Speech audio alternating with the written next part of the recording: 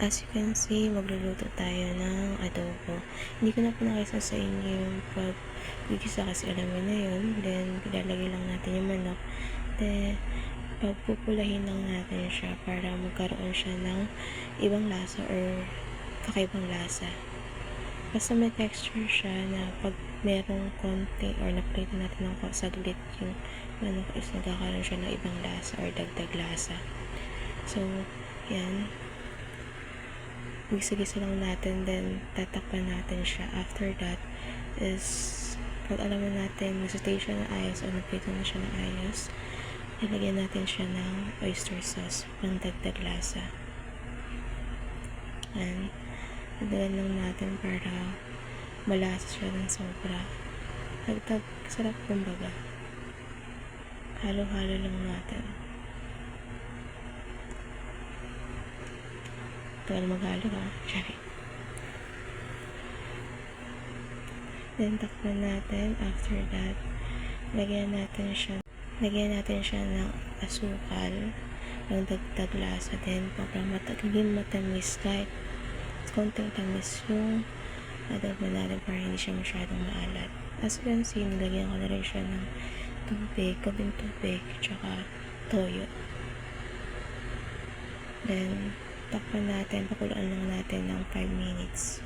After 5 minutes, yan, medyo naglesa na yung sabaw natin. Lagyan natin ng konting suka para ma-absorb na siya ng manok natin.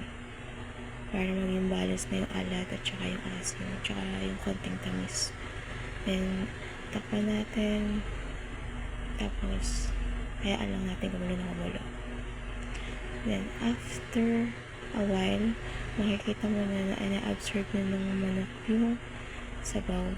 Lagyan na natin ng paminta. Lahat na natin yung paminta para medyo maanghang siya. Then, lagyan natin siya ng pampasarap. Yung magic sarap. Kalahati lang or konti lang para hindi siya masyadong maalat kasi maalat na yung toyo. Kaya konti na lang or kalahati na lang ng sachet ng magic sarap. Then, 1 minute, takpan natin. Then, after 1 minute, tsaka na lang natin ulit tingnan.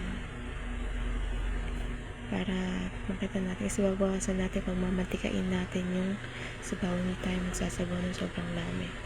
Para mas lumasa talaga yung mga sangkap dun sa manok. Manuot kumbaga.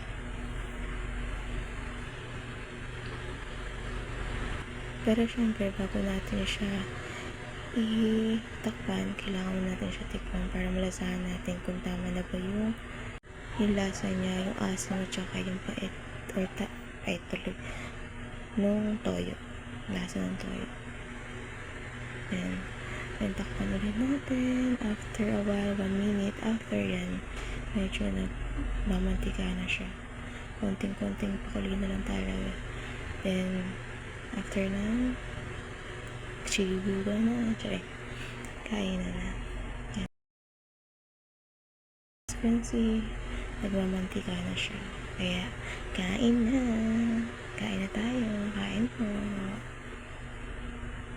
Bye-bye.